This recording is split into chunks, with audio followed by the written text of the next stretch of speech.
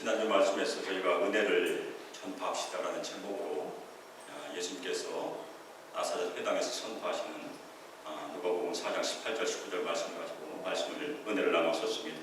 특별히 예수님께서 가난한 자에게 복음을 증거하도록 자신에게 성령으로 기름 부음이 임했다는 것을 저희가 같이 살펴봤어요. 그래서 그 성령의 기름 부으심이 예수님께서 받으신 성령의 능력이고, 예수님께서 세례 침례 받으셨을 때 성령의 비둘기까지 임했는데 그것이 성령의 능력이라고 저희가 같이 살펴보았고, 그 성령의 능력이 3년 동안의 공생의 사역을 이끄셨고, 그것으로 인하여 복음의 말씀을 증거하셨고, 치유의 복음을 증거하셨고, 회복의 복음을 증거하셨다. 그렇게 저희가 같이 나눴습니다. 그런데 그 성령의 능력은 예수님에게만 임한 것이 아니었다. 이 굉장히 중요한 말씀입니다. 예수님의 제자들에게도 임했다. 사도행전의 역사가 성령의 역사였다. 성령의 능력의 역사였다.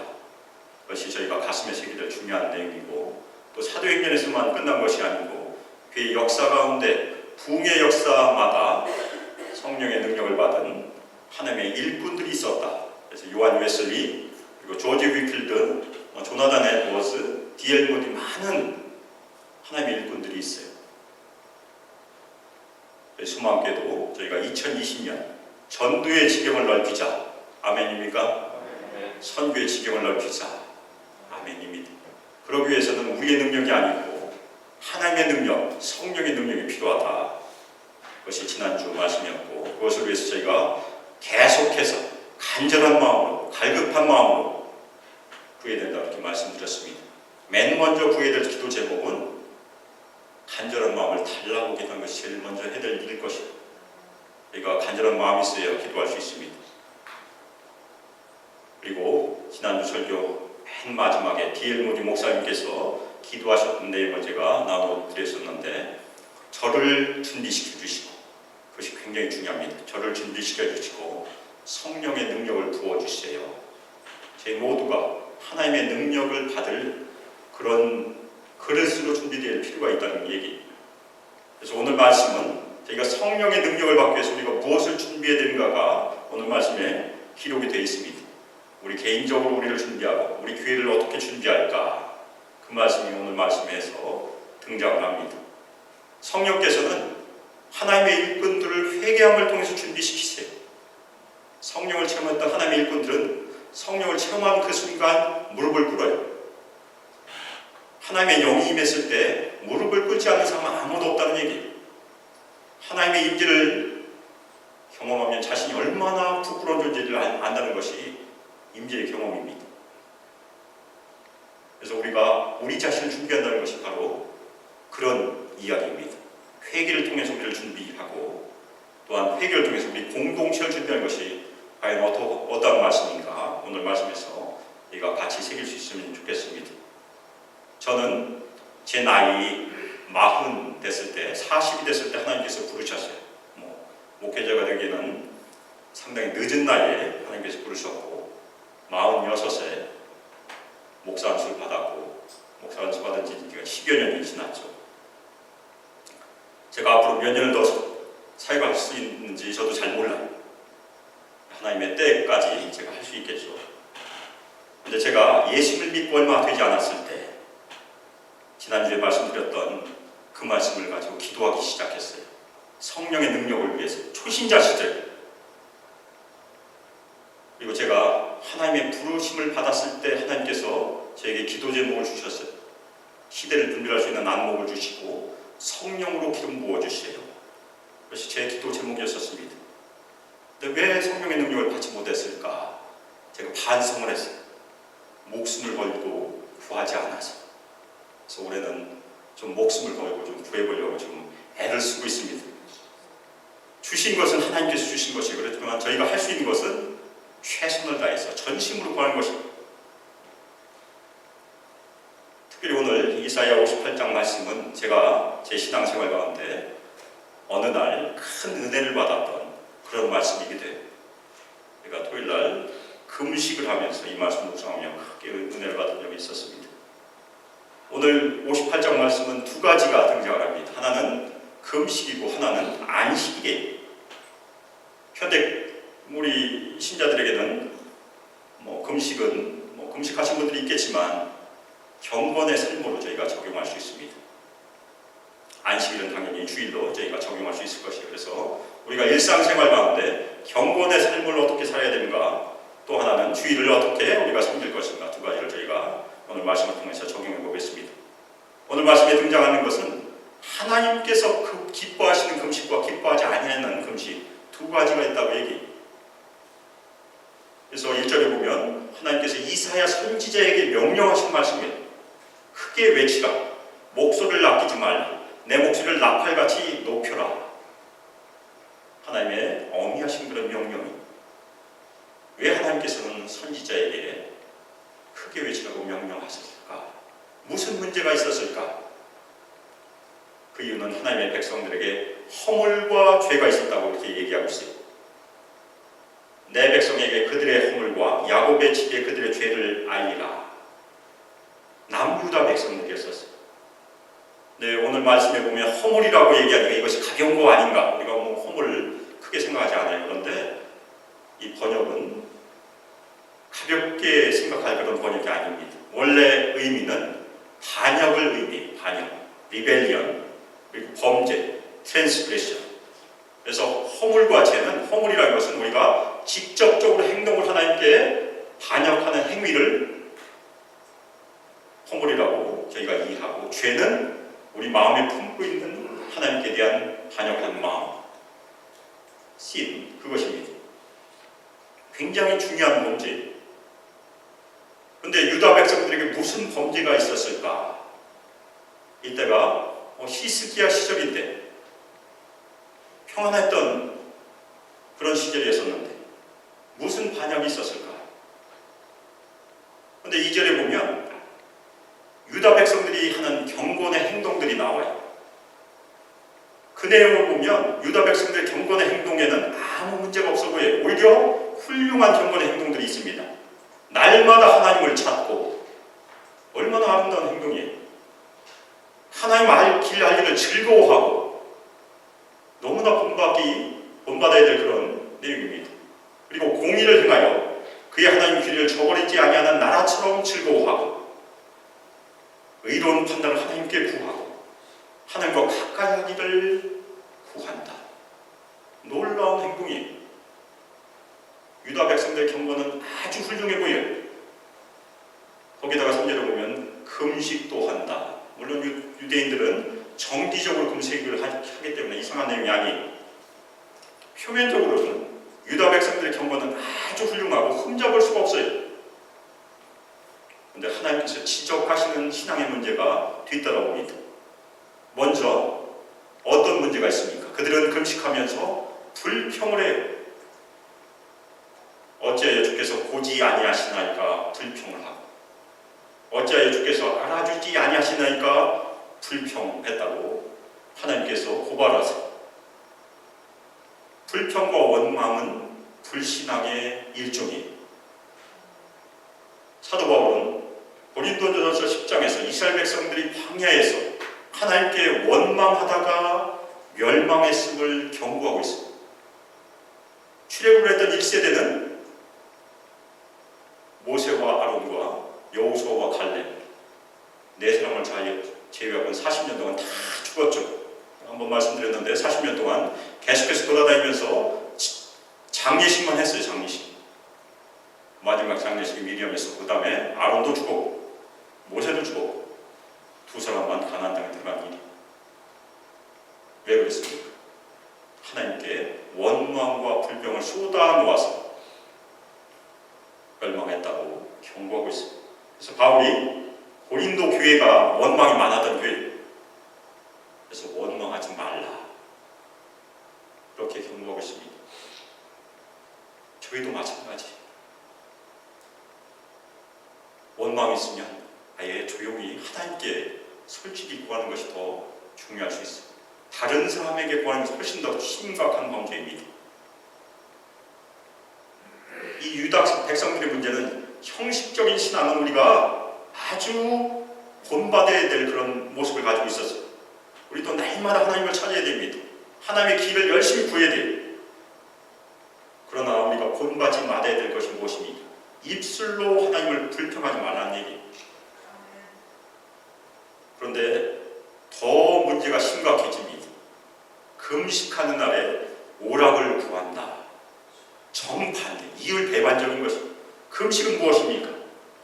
저희가 잘 금식하신 분들이 있으니까 잠시 동안 먹는 것을 끊는 것입니다. 몸을 괴롭게 합니다만. 그래서 금식은 몸을 괴롭게 하고 겸손함으로 기도함으로 하나님께 나가니까 두 가지를 저희가 괴롭게 해요. 하나는 몸을 괴롭게 하고 또 하나는 마음을 괴롭게 해요. 그런데 몸을 괴롭게 하고 마음을 괴롭게 하는데 자신의 오락을 추구한다. 도저히 이해할 수 없는 일이에요. 그런데 유다 백성들이 그랬다는 얘기. 1년에 한 번 저희가 잘 모르지만 비슷한 행동을 하지 않았을까? 이율배반적인 행동을 하지 않았을까? 저희가 추측해 볼 수 있어요. 또 하나의 문제는 무엇입니까? 자신들만 오락을 구하면 괜찮을 텐데 다른 사람에게도 피해를 끼치는 것이 그 다음 얘기가 등장을 해요. 다른 사람들에게 온갖 일을 시킨다. 자신은 금식을 하고 있어요. 일도 하지 않고. 그런데 다른 사람들도 금식에 참여하도록 기회를 줘야 되는데 종이나 하인들을 일을 시킨 것이 이 사람들의 문제였어요. 안식일에도 그렇게 한 것 같아요. 원래 안식일은 무엇입니까? 자신뿐만 아니라 하인들이나 모든 사람이 다 쉬는 날이고 심식들 쉬어요. 근데 이 사람들은 자기들만 쉬었던 것 같아요. 근데 유다 백성들의 죄악은 여기서 그치지 않아요. 점점 더 심해집니다. 4절에 보면 보라! 그렇게 말씀하시면서 유다 백성들의 추가적인 죄상을 고발하세요. 그들은 금식하면서 논쟁하고 다투고 악한 주먹으로 친다. 열심히 하나님께 예배드리고 서로 싸우고 서로 때리고 하나님께서 물어보세요. 도대체 왜 금식을 하느냐? 왜 금식을 합니까? 왜 우리가 예배를 드리고 왜 기도를 합니까? 우리 자신을 드러내기 위해서 하는 것이 참된 경건이 아니라는 얘기입니다. 우리의 목소리를 하나님께 올려드리기 위해서, 그것이 금식의 목적이고 기도의 목적이고 예배의 목적입니다. 진정한 금식은 겸손함으로 위에 신앙을 하나님께 올려드린 것이에요. 그런데 이 사람들의 문제는 그것이 아니었다는 것입니다. 자신을 드러내기 위해서 했던 것이 이 사람들의 금식이었어요. 그래서 하나님께서 그것을 지적하십니다.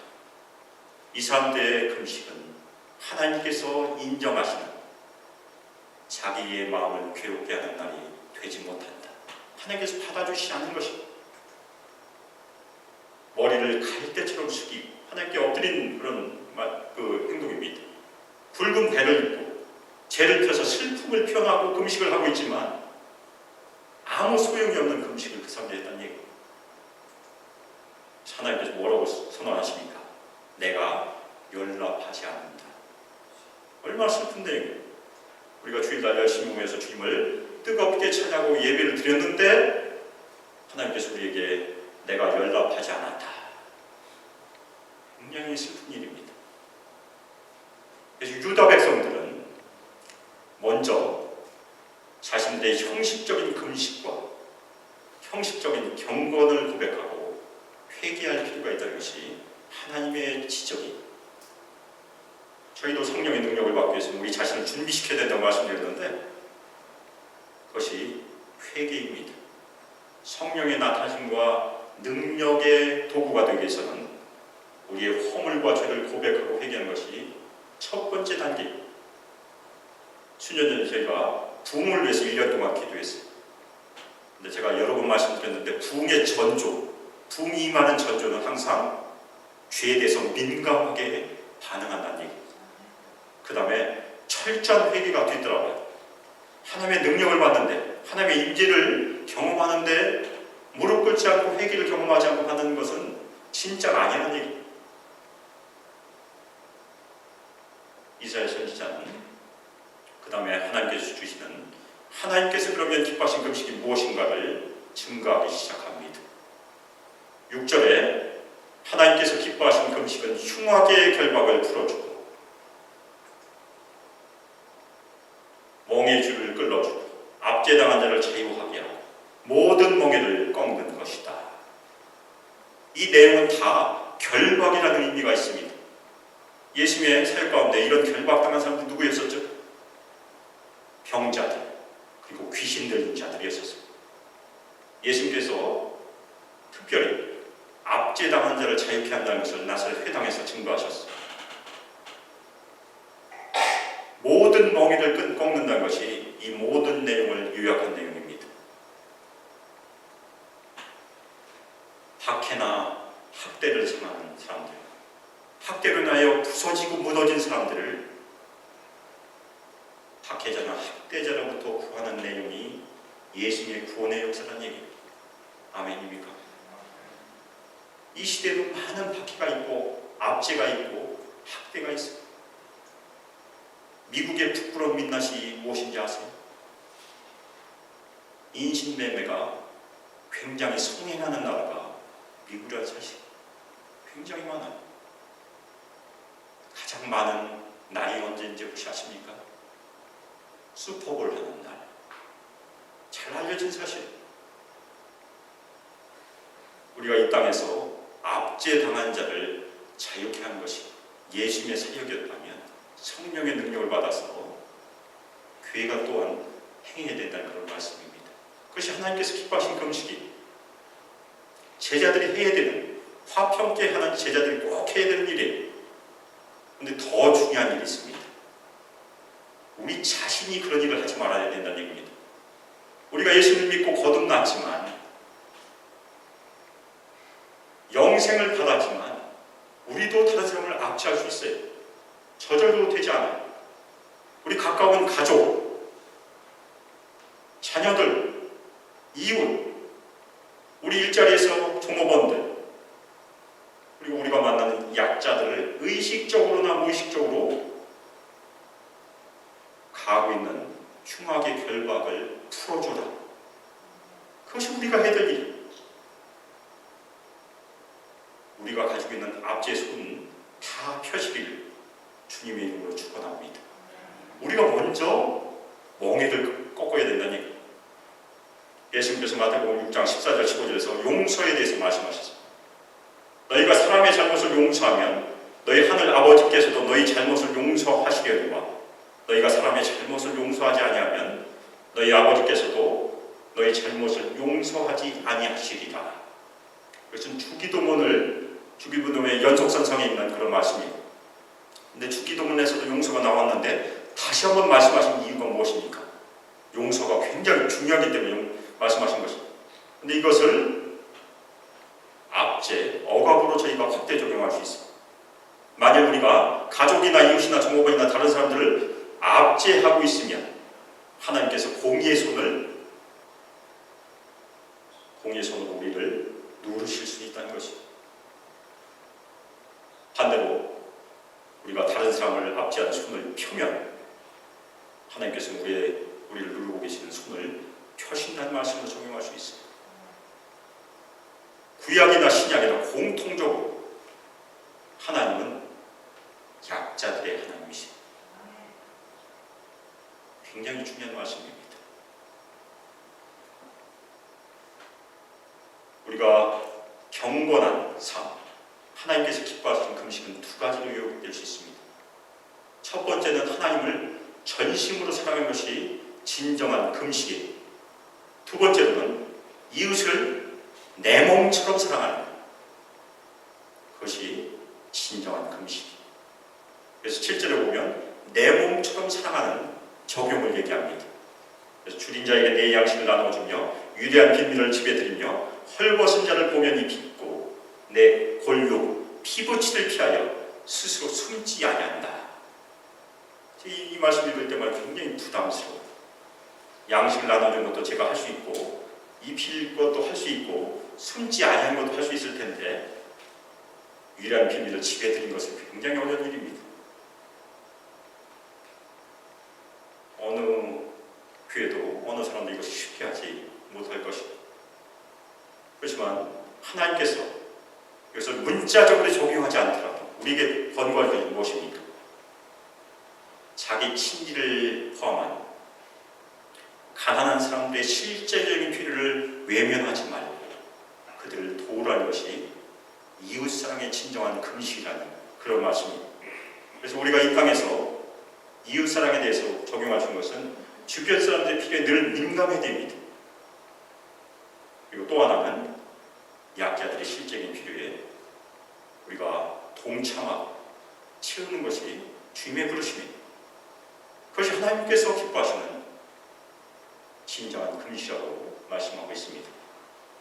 그러면 우리가 진정한 금식, 하나님을 전심으로 사랑하고 이웃을 내 몸처럼 사랑했을 때 우리에게 오는 유익이 무엇이 있을까? 그것이 그 다음 말씀입니다. 내 빛이 새벽같이 비칠 것이다. 오늘 찬양 가운데서도 이 빛에 대한 찬양이 있었어요. 빛은 구원을 의미해요. 어둠이 물러가고 우리를 억누르고 있던 어둠이 우리의 금식을 통해서 물러가게 된다는 그런 말씀입니다. 그 다음에 어둠이 물러갔으면 뭐가 옵니까? 당연히 행복과 구원이 온다는 그런 말씀입니다. 그 다음 네 치유가 급속할 것이다. 실제로 열심히 사람들에게 봉사하고 사람들을 도우면 정신적으로도 건강해지고 육신적으로도 건강해진다는 그런 연구가 있어요. 우리가 나이가 연세가 들어서 은퇴한 이후에 어떻게 나머지 인생을 길게 살 수 있을까? 건강하게 살 수 있는 비결이 봉사하는 삶이라고 이렇게 들었습니다. 그럴 때 치유가 급속할 것이다. 그 다음 말씀, 네 공의가 내 앞에 행하고 여호와의 영광이 내 뒤에 호위한다.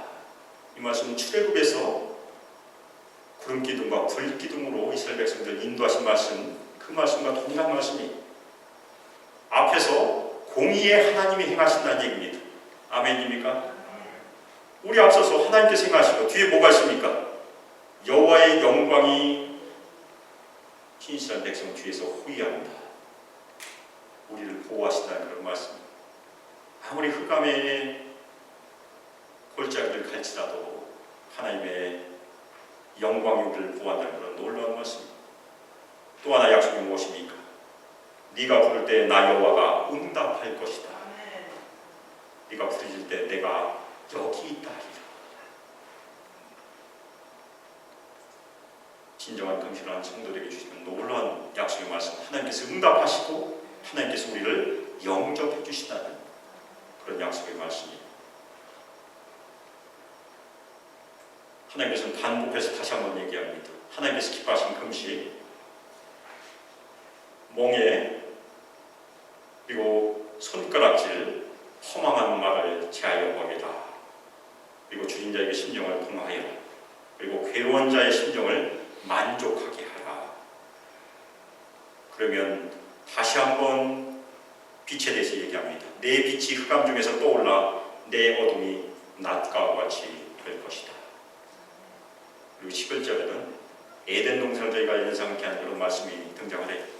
여호와가 너를 항상 인도하여 메마른 곳에서도 내 영혼을 만족하게 하며 내 뼈를 견고하게 할 것이다. 너는 물된 동산 같고 물이 끊어지지 아니하는 샘 같을 것이다. 저희가 하나님을 전심으로 사랑하고 이웃을 내 몸처럼 사랑하게 되면 하나님께 주신 구원과 행복, 건강, 뼈가 견고해질 것, 그리고 풍성함의 복이 늘 함께한다는 그런 약속의 말씀입니다. 지금까지 우리 세대에 대한 그런 하나님의 말씀이었습니다. 그럼 우리가 순종하게 되면 우리 자식들, 우리가 사랑하는 자식들, 우리 EM 청년들과 주일학교 아이들은 어떻게 될 것인가? 그것이 그 다음에 나와요. 제가 굉장히 좋아하는 구절. 내게서 날 자들이 오래 황폐한 곳들을 다시 세울 것이다. 아멘입니까? 제가 목회자가 된 이후에 이 구절이 제 목회 가운데 이루어지길 늘 소망하고 살아요. 몇년 전도 오기 전에 위스콘신에서 이 말씀이 이루어지기를 소망함으로 갔는데 갑자기 하나님께서 이쪽으로 보내신 바람에 여기서 성공하고 있습니다. 우리 EM 청년들, 우리 어린 자녀들, 우리 자녀들이 우리의 황폐한 곳들을 다시 세울 수 있기를 주님의 이름으로 축원합니다. 우리도 다시 세워야 돼요. 멀쩡한 것 같지만 우리도 황폐한 곳에 서 있다는 것을 눈으로 봐야 돼요. 우리가 멀쩡하지 않다는 얘기입니다. 너는 역대 파괴된 기초를 쌓을 것이고 너는 이렇게 불리우게 될 것이다. 두 가지의 별명을 줍니다. 하나는 무너진 데를 보수하는 자, 영어로는 리페어러예요. 리페어. 두 번째 별명, 길을 수축하여 거할 곳이 되게 하는 자, 수축하는 자니까 리스토어러. 두 가지 놀라운 별명을 저에게 주셨습니다. 보수하는 자, 수축하는 자. 이 별명을 가슴에 새시길 주님의 이름으로 축원합니다. 그 다음 내용은 안식일에 대한 말씀인데 다 잘 아실 것이다. 우리가 안식일을 소중하게 여기고 주일을 소중하게 여기다. 그래서 주일을 존귀한 날이라고 존중해라. 그리고 하나님께 예배드릴 때 사람을 즐겁게 하지 말고 하나님을 즐겁게 하라. 주일을 저희가 소중하게 여기면 약속이 임하게 되어 있습니다. 그래서 여호와 안에서 즐거움을 얻을 것이다. 그리고 땅의 높은 곳에 올려서 승리하게 하시고 구원을 경험할 것이다. 그리고 우리에게 주신 기업의 풍성함을 경험하게 하실 것이다. 그 약속이 안식일의 계명에 따라옵니다. 2020년 두 번째 주일입니다. 2020년 한 해를 저희가 바라보면서 우리의 경건은 어때야 될 것인가? 우리의 헌신은 어때야 될 것인가? 다시 한번 가슴에 새기기를 주님의 이름으로 축원합니다. 참된 경건, 참된 금식은 하나님을 전심으로 사랑하고 이웃을 내 몸처럼 사랑하는 것이다. 먼저 하나님을 전심으로 사랑하는 것은 무엇일까요? 하나님께서 좋아하시는 것만 하는 것이다. 하나님께서 싫어하시는 것은 절대 하지 않는 것. 하나님께서 싫어하시는 것이 무엇이겠습니까? 하나님을 섬기고 다른 것을 섬기시는 것을 굉장히 싫어하세요. 나는 질투하는 하나님이시다. 바로 그 말씀. 북이스라엘 백성들은 하나님을 당연히 예배했습니다. 여호와 하나님을 섬겼어요. 그런데 이방신인 바알도 같이 섬겼어요. 그래서 저희가 혼합신앙이라고 부릅니다. 예수님께서도 두 주인을 섬긴 것을 굉장히 엄하게 경고하셨습니다. 하나님과 재물을 동시에 섬기지 마라. 하나님과 세상을 동시에 섬기지 말는 것이 예수님의 명령입니다. 하나님께서 우리에게 원하시는 것은 무엇입니까? 하나님만. 아멘입니까? 하나님만 예배하는 것을 하나님께서 원하세요. 참된 경우는 또 이웃사람으로 흘러가게 되어 있습니다. 그래서 이미 말씀드렸던 것처럼 우리가 혹시라도 가지고 있는 멍에가 있다면 당연히 우리가 꺾어야 돼요. 우리가 먼저 손을 켜야 됩니다. 회개함으로 펴시길 주님의 이름으로 축원합니다. 그리고 편손으로 사회적인 약자들을 위해서 봉사하는 것이 우리가 해야 될 일입니다. 남을 위해서 봉사하게 되면 마음도 즐거워지고 육신의 병도 고친다는 것이 하나님의 약속입니다. 또 하나 우리가 교회적으로는 어떻게 참된 경건을 실천할 수 있을까? 그래서 저희가 기도하는 것처럼 성령의 능력을 받기 위해서 우리가 소망교회가 어떻게 우리를 준비할 수 있을까? 같이 말씀을 나누겠습니다. 먼저 우리도 논쟁과 싸움을 벌이고 화평을 추구해야 된다는 얘기. 서로 늘 얘기하는 것은 굉장히 중요합니다. 더 나아가서 우리 소망교회가 작은 교회지만 약자들의 친구가 되어서 교회의 지경을 넘어가서 약자들과 함께 울고 함께 즐거워하는 교회가 되기를 주님의 이름으로 축원합니다. 저희 비전 중에 사도행전적인 교회가 된 것이 우리의 비전이에요. 예루살렘 교회는 무엇이 유명했습니까? 이적과 기사가 유명했어요. 하나님의 능력이 넘쳐났어요. 그런데 그것만 있었던 것이 아니고 나눔도 풍성했습니다. 자신들의 재산을 다 팔아서 같이 나눠 썼어요. 성경에 기록되어 있지만 그 말씀은 지금까지도 잘 적용되지 못해. 억지로 하다가 많은 문제가 생긴 많은 이단들이 있어서 지금도 그래요. 이단들이 협박을 해서 자신들의 재단을 헌납하게 하는 일들이 다 여기 이 말씀에서 나왔습니다. 그러면 어떻게 그런 풍성한 나눔이 가능했을까? 마틴 로이드 존스 목사님은 그것은 성령 충만의 결과라고 설명하고 있습니다. 사람의 능력으로 안 돼요. 다 아까운 마음이 있습니다. 그것을 가능케 하는 것은 성령 충만. 하나님께서 기뻐하시는 교회, 하나님께서 사용하시는 교회, 오늘 말씀처럼 회복을 이루고 길을 수축하는 교회가 되기 위해서는 우리의 능력이 아니고 성령의 능력이 절대적으로 필요하다는 것을 가슴에 다 새기시기를 주님의 이름으로 축원합니다. 이를 이루기 위해서 우리가 일주일에 한 번씩 공적인 예배를 드려요. 주일 예배를 드리는데 하나님을 전심으로 예배드리는 것이 굉장히 중요합니다. 그래서 주일 예배, 공적인 예배에 성공하면 삶의 예배에서도 성공한다. 아멘입니다. 우선순위라는 것입니다. 우리가 예배 드릴 때마다 예배에 여러 가지 요소들이 있어요. 찬양을 드릴 때 어떻게 찬양을 드리게 돼요? 어떻게 찬양을 드립니까? 전심으로 찬양을 하는 얘기예요. 마음을 다 들여서 찬양팀이 찬양을 해서 보지 마시고 찬양을 우리도 같이 드리는 것이 첫 번째 해야 될 일입니다. 우리 대표 기도자가 나와서 대표 기도할 때 어떻게 해야 되겠습니까?